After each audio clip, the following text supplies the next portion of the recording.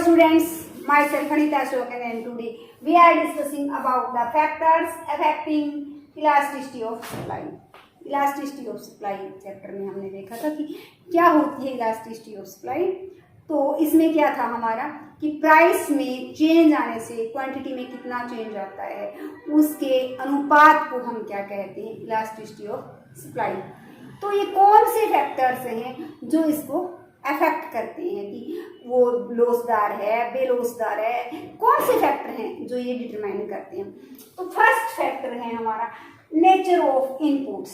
Inputs हमारा क्या होता है, इनपुट्स जिसको अंदर डालते हैं तो हमें क्या मिलता है, आउटपुट मिलता है। तो इनपुट को हम क्या कह सकते हैं, रॉ मटेरियल ही कह सकते हैं कि कच्चा माल हमारा किस प्रकार का है कि वो यदि ऐसा है कि हमें इजीली अवेलेबल हो जाता है, जो इनपुट्स हैं जो प्रोडक्शन के लिए हमें यूज करने हैं, यदि वो हमें आसानी से अवेलेबल हो जाते हैं तो हम आसानी से गुड्स प्रोड्यूस कर पाएंगे। तो इलास्टिसिटी क्या होगी, हमारी ज़्यादा होगी, वहाँ पर सप्लाई क्या होगी, इलास्टिक होगी। लेकिन यदि हमें वो कच्चा माल रॉ मटेरियल हमारे लिए अवेलेबल ही नहीं है, बहुत मुश्किल से हमें मिल सकता है, तो उसको हम प्रोड्यूस ही नहीं कर पाएंगे, तो वहाँ पर सप्लाई क्या होगी, कम लोसदार या बेलोसदार होगी।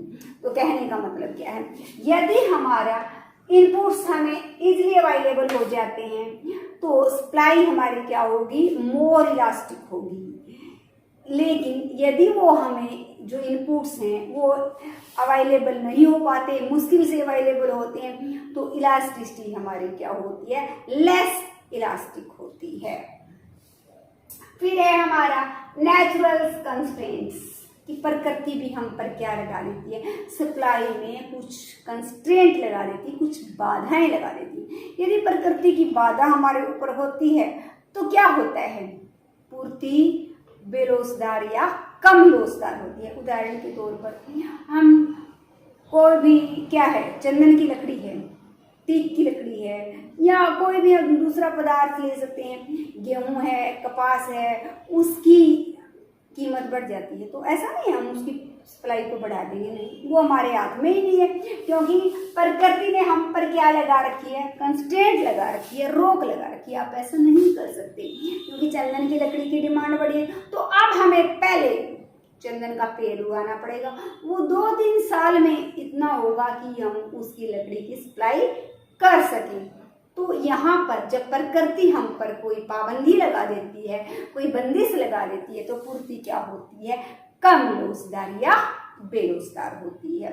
उसी प्रकार से हम कहें कपास है कि अचानक से डिमांड बढ़ जाती है, हमारे हाथ में थोड़ी है कि भरे और निकाल के उसकी सप्लाई कर दी, नहीं, हमारे पास अब प्रकृति ने क्या लगा दी, कंस्ट्रेंट लगा दी कि आपको पहले वो पौधा बोना पड़ेगा, आफ्टर 4-5 मंथ वो क्या देगा, हमें कपास की फसल देगा, तब जाकर हम सप्लाई कर सकते हैं। तो मिनिमम 6 मंथ हमें वेट करना पड़ेगा।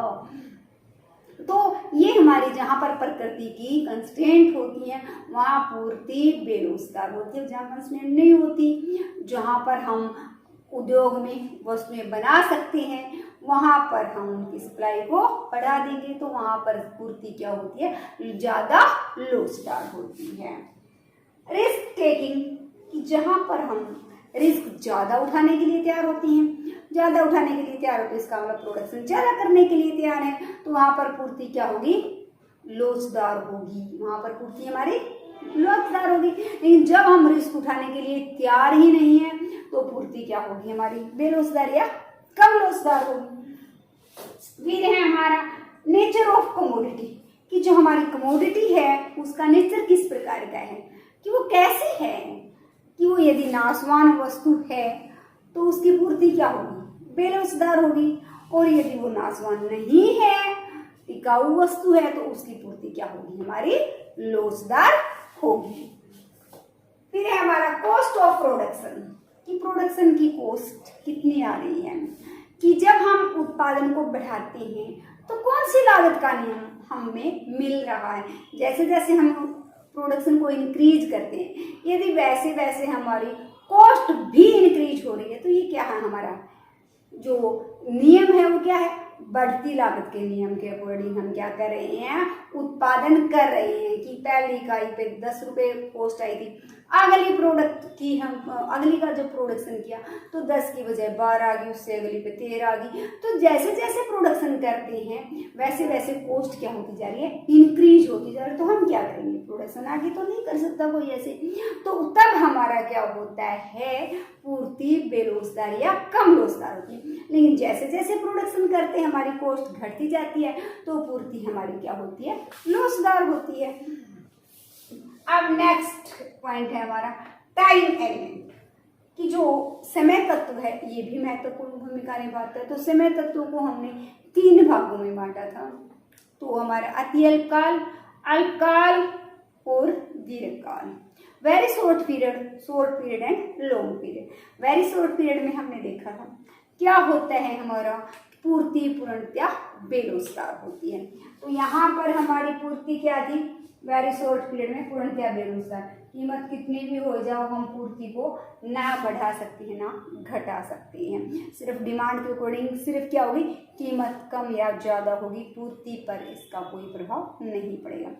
अल्पकाल में हमारा क्या, 2 प्रकार के साधन होते हैं, एक बंधे साधन, दूसरा परिवर्तनशील साधन। बंधे साधन को तो हम छेड़छाड़ नहीं कर सकते, परिवर्तनशील कारक की अधिक इकाइयां लगाकर सिर्फ प्रोडक्शन कितना कर सकते हैं, वर्तमान उत्पादन अक्षमता तक हम पूर्ति को क्या कर सकते हैं, इंक्रीज कर सकते हैं। तो वहां पर पूर्ति हमारी कम रोजगार इस प्रकार से होती है। और दीर्घकाल में हमारा क्या होता है, कोई भी साधन बंधन साधन नहीं होता, जितना जिस अनुपात में चाहे हम साधनों को लगा सकते हैं, जिस प्रकार से हम चाहे पूर्ति को जितना हम चाहें उतना हम इंक्रीज कर सकते हैं, डिक्रीज कर सकते हैं, प्लांट को हम चेंज कर सकते हैं, टेक्नोलॉजी को हम चेंज कर सकते हैं, सब कुछ कर सकते हैं। तो वहाँ पूर्ति क्या होती है, ज़्यादा रोजगार। ये हमारा सप्लाई क्या है, लॉन्ग रन में है, ये सप्लाई हमारा क्या है, शॉर्ट पीरियड में है, और ये सप्लाई हमारा क्या, वेरी शॉर्ट पीरियड में है। तो ये है। फिर है हमारा टेक्निक ऑफ प्रोडक्शन, कि उत्पादन की जो टेक्निक्स है, टेक्निक मैंने काम करने का तरीका है वो कैसा है।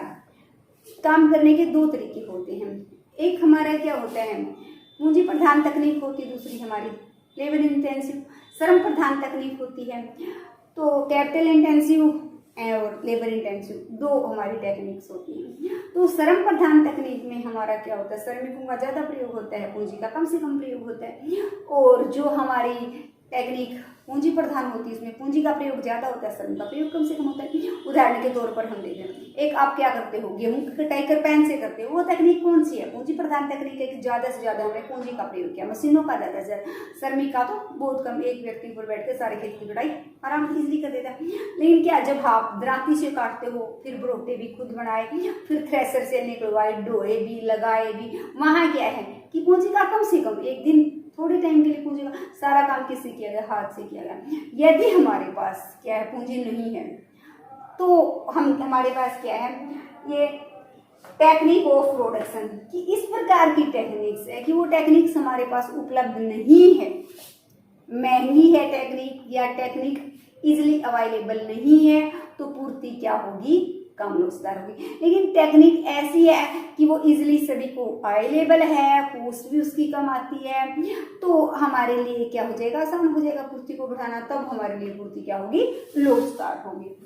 तो ये तो हमारे थे कि जो फैक्टर्स हैं जो इलास्टिसिटी ऑफ सप्लाई को अफेक्ट करते हैं वो थे। अब हमारा है importance of elasticity of supply. देखो इलास्टिसिटी ऑफ सप्लाई की क्या इम्पोर्टेंस है।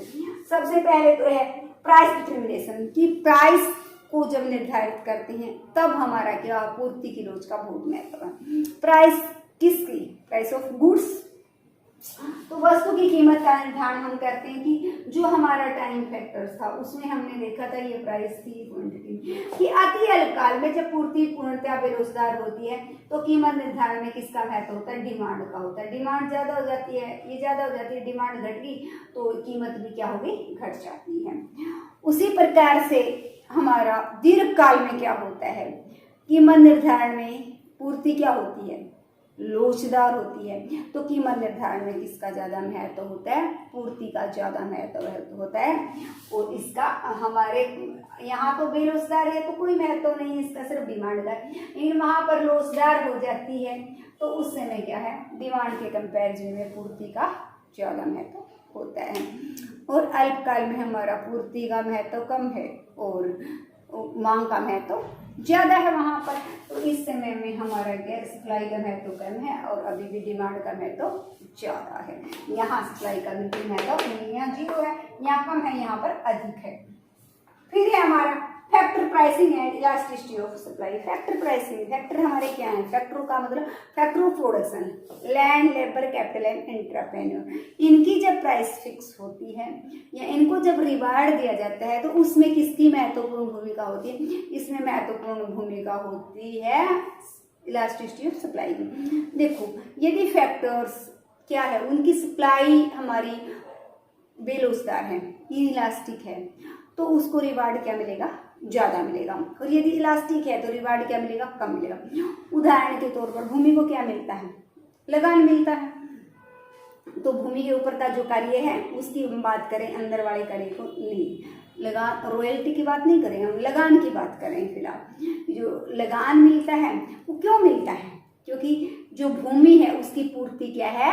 बेरोजगार है।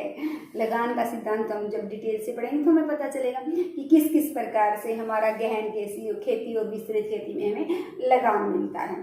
तो लगान मिलने का कारण ही क्या? भूमि की पूर्ति पूर्णतया बेरोजगार है। दूसरा क्वासी रेंट होता है। क्वासी रेंट आभासी लगान जिसको कहते हैं, लगान जैसा ही आवास होता है।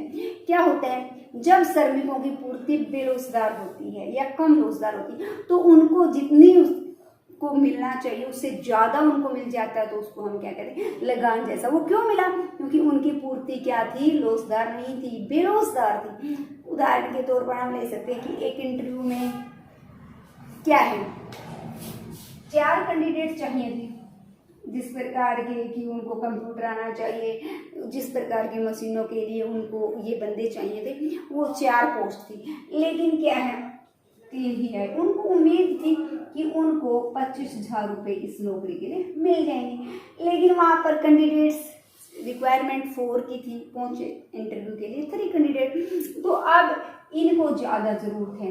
अब ये अपने टर्म एंड कंडीशन यहाँ 25,000 के बजाय 30,000 भी इनको मिल जाता है, क्योंकि ये सक्सेसफुल है, यहाँ पर इनकी पूर्ति बेरोजगार है।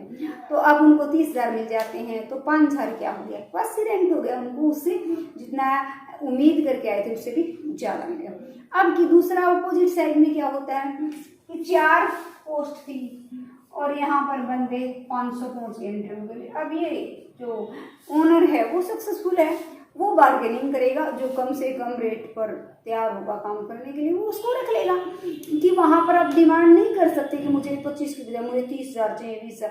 अब तो वो डिसाइड करेगा कि आपको पे क्या मिलेगी, क्योंकि आप इस सिलसिले में क्या पता मुझे जॉब मिलेगी या नहीं मिलेगी, कितने बंदे हैं, किसको मिलेगी। तो वहाँ हमें क्या है, उससे भी कम मिलता है। तो किस पर डिपेंड किया? ये हमारी सप्लाई पर डिपेंड किया। तो यहाँ पर इलास्टिसिटी ऑफ सप्लाई क्या है? हमारी लोचदार है, वहाँ पर बेरोजगार थी। तो बेरोजगार होने के कारण हमें क्या मिल जाता है? वास्तविक आय से भी ज़्यादा आय मिल जाती है, तो वो हमारा क्वासी रेंट कहलाता है। तो स्टूडेंट्स, ये हमारा चैप्टर था, वो अब कंप्लीट हो चुका है।